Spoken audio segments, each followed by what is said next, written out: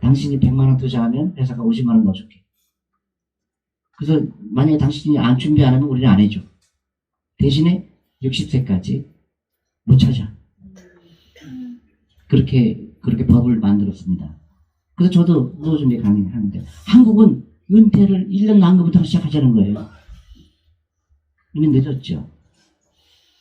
그래서 여러분들뿐만 아니라 여러분들 자녀, 손자들한테 지금부터는 강력하게 해야 됩니다. 돈이 관계를 끊습니다. 여러분 아세요? 돈이 없으면요 자녀들 안 찾아옵니다. 100% 안 찾아와요. 그리고 자녀가 돈이 없고 내가 돈이 있으면 어떻게 되죠?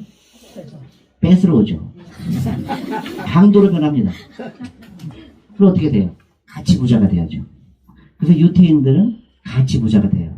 그래서 아이를 많이 낳습니다. 유태인들은. 그리고 토요일날 그 사람들 예배를 보죠. 때로 다녀요. 때로 다닙니다. 자녀들도 많고 손자도 많고. 그게 대대로 부자가 되자는 게 유태인들이 하는 거예요. 그러니까 한국은 너무 이제 급속도로 경제가 발전하다 보니까 미처 생각을 못한 거예요. 지금부터 생각을 바꿔야 됩니다. 그래서 제가 이거 좀 제가 이제 미국 만화예요. 미국 만화에 왜 부자와 가난한 사람이 무슨 차이가 있을까? 그겁니다. 부자들은요 항상 긍정적이에요. 길게 봅니다. 길게 봐요. 내가 주식에 투자하는 거는 너무나 중요한 거다. 투자할 때 나무로 심는 거라고 생각해요. 그래서 오랫동안 투자합니다. 가난한 사람들은 맨날 단기적인 것만 생각하고 부정적인 얘기만 하죠. 야, 나무 심었는데 벌레가 끼면 어떻게 되지? 이런 바보 같은 걱정을 하는 거예요. 날씨가 추우면 얻어 주면 어떡하지? 그래서 안 해요. 너무 놀랐죠? 그래서 저는 한국에 와서 주식에 투자 안 해요 아직도? 그랬더니 사람들이 뭐라 그러는지 아세요? 두 종류의 사람이 있어요. 한 사람은 주식 투자 해야 돼요? 그럼요. 어떻게 안 하고 내가 부자가 돼요? 그런 거군요 하는 사람은 부자가 됩니다. 근데 삐딱하게 봐요. 저한테 주식 투자 웃기고 있네. 우리 옆집 망했어. 내 주위에서 부자 되는 사람 없어. 이런 식으로 얘기해요. 그러면 평생 가난할 수밖에 없습니다. 미국의 부자들 주식 투자 안 한 사람 중에 한 명도 부자 중에서 주식 투자 안 한 사람 없어요. 왜냐면 그게 자본주의의 근본이거든요. 자본주의는 뭐예요? 자본가가 돈을 번다. 그러니까 주식을 소유한 사람, 기업을 소유한 사람이 돈을 번다. 간단해요. 근데 우리나라는 왜 주식 투자를 하지 말아야 된다고 생각했을까요? 주식 투자한 게 아니라 도박을 했죠. 막 샀다 팔았다. 그냥 정신없죠. 잘한 척하고 그러다가 다 소스로 나간 거죠. 가운데가 중요합니다. 그러니까 살다 보면 매일 어려움이 있잖아요. 그래서 부자들은 그 어려움을 극복하는 거를 하나의 즐거움으로 갔는데요. 한국은 그걸 피하라고 가르쳐요. 그래서 우리 애가 창업한다 그러면 엄마들이 뭐라 그래요? 하지 말라고 그러죠. 세상에 뭐라 그러죠? 공무원 하라고 그러죠. 그래서 공무원을 왜 하고 싶어요? 여기 공무원도 계실지 모르겠는데 공무원이 나쁘다는 건 아니죠. 근데 부자 되는 것과 공무원은 거리가 멀죠. 그러니까 근데 부자 되고 싶으면서 공무원 해요? 그랬더니 안정되잖아요. 그래요. 저는 그 대답을 듣고 너무 놀랐어요. 그럼 안정되게 가라앉죠. 부자 될 확률이 없으니까. 그죠? 근데 왜 그런 직업 택할까요? 위험을 피하는 거예요. 위험을 피하는 거예요. 근데 그 위험을 피하는 게 자기한테 얼마나 나쁜 건지 모르는 겁니다. 위험을 즐겨야 되겠죠. 그런 아이들이 많이 나와야 됩니다. 창업하고 싶은 사람이 많이 나와야 돼요. 그래서 아이들한테 너 뭐 할래? 그러면 미국은 뭐예요? 창업 아니면 월스트리트 간다고 그러죠. 금융업에 진출하겠다고. 그래서 지금의 미국이 나온 겁니다. 한국 뭐예요? 공무원에 아니면 뭐 박사, 의사. 가난한 직업만 택해요. 네, 가난할 수밖에 없죠. 그래서 아이들은 이제 돈을 봐야 되죠. 돈을 보고 돈이 중요하다는 걸 알고 직업도 돈이 많은 걸로 택해야 되고 그렇지만 나 혼자만 돈 부자 되는 게 아니에요. 부자 되는 거는 큰 뜻이 있는 겁니다. 세상을 구하는 거예요. 어려운 사람 도와주는 거예요. 우리 어머니 도와드려야 되고 우리 아버지 도와드려야 되고 이런 순수한 마음이 있는 애들이 많이 나와야 됩니다. 근데 안타깝게도 우리나라는 그렇게 생각하는 사람이 점점 없어지죠. 여러분이 일본에 가서 젊은 아이들한테 물어보면요. 너 뭐 하고 싶니? 그럼 뭐라고 대답하는지 아세요? 세븐일레븐에 가서 일하겠대요. 뭐 인생 별거 있어요? 그냥 그날 걸어서 그날 벌어서 그러다 죽으면 되지. 그럼 그날은 어떻게 될까요? 그래서 일본에 잃어버린 30년이 온 겁니다. 그래서 우리나라가 일본을 그대로 따라가고 있죠. 그대로 따라가고 있어요. 성장 엔진이 멎는 거예요. 그러니까 다 같이 가난하게 되는 겁니다. 그 시간이 있어요. 우리는 10년의 시간이 있습니다. 그 10년을 어떻게 쓰느냐가 중요하죠. 그래서 지금의 여러분들의 재산과 10년 후의 재산은 확실히 달라야 되겠죠. 그게 가장 중요한 겁니다. 맨 오른쪽이 되게 중요하죠. 돈을 위해서 일하는 사람과 돈이 나를 위해서 일하는 사람의 차이죠. 우리는 돈을 위해서 일하는 것만 가르쳤어요. 월급 받는 것만. 근데 돈이 일하는 거에 대해서 한 번도 안 가르쳐줬죠. 그래서 돈이 일하게 하는 시스템을 만들어야 됩니다. 무조건 만들어야 돼요. 크건 작건 간에 돈이 나를 위해서 일하게 해야 됩니다. 그게 없으면 큰일 납니다. 이게 부자와 가난한 사람의 차이예요. 되게 신기하죠. 가난한 사람들은요, 부자를 조금이라도 부자를 만들기 위해서 엄청나게 노력을 해요. 신기하죠. 그러니까 가난한 사람들 보면 알아요. 저 사람은 정말 자기는 부자가 되고 싶지 않고 부자를 더 부자로 만들려고 엄청 노력을 해요. 세계에서 가장 큰 부자가 누구예요? 네? 워렌 버핏. 뭐 비슷하죠. 제일 부자가 누구냐면요, 루이비통 사장이에요. 네, 루이비통 사장이에요. 루이비통 사장을 가장 부자로 만든 사람이 누구죠? 한국 아줌마들이죠. 한국 아줌마들이에요. 그러니까 너무, 그러니까 루이비통 입장에서는 이렇게 고마운 나라가 없어요. 여러분, 루이비통 1000만원짜리가 원가 얼마겠어요? 10만원으로 할 겁니다. 그걸 100배 주고 사요. 왜 사요?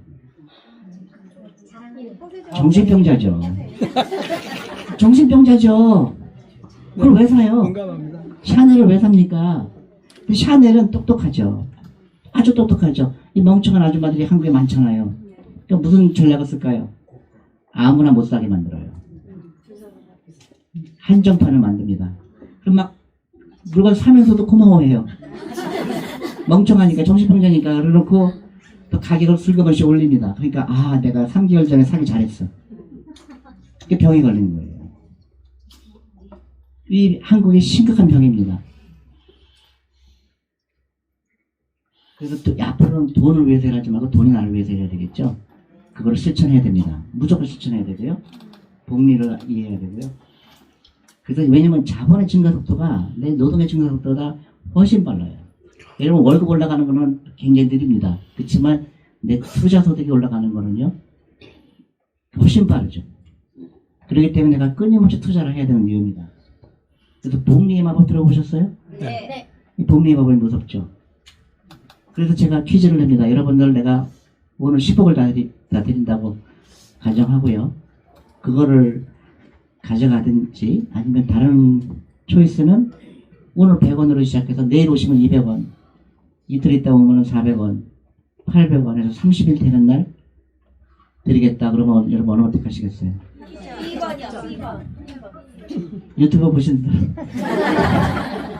그렇죠. 2번입니다. 2번이 얼마겠어요? 1,000원. 1,000억? 네. 아니, 30일은 제가 1,000원이야. 530억이에요. 530억입니다. 이게 복리의 마법이에요. 그래서 처음에 5년, 10년은 굉장히 안 움직여요. 그러다가 기적이 일어나기 시작해요. 갑자기 그래프가 거의 그냥 수직 상승을 합니다. 그 기간이 필요해요. 그래서 장기 투자하는 겁니다. 그래서 꾸준히 10,000원도 좋고 100,000원도 좋고 그 돈을 투자했을 때 그 돈이 나중에 기하급수적으로 늘어나는 거예요. 그래서 그 영리한 사람들은 부자가 되는 겁니다. 그래서 부자들은 그걸 아는 사람들, 그걸 모르는 사람들은 끊임없이 가난하게 됩니다. 그리고 부정적인 생각을 갖게 되고요. 세상을 원망하게 되고 자본주의에 대한 부정적인 생각을 하게 되고, 그러다 보니까 자식도 잘못되게 되고 온 가정이 무너지는 거예요. 나중에는 어떻게 돼요? 산에 가게 됩니다. 그죠? 산에 가면 큰일 나죠? 병원도 없어요.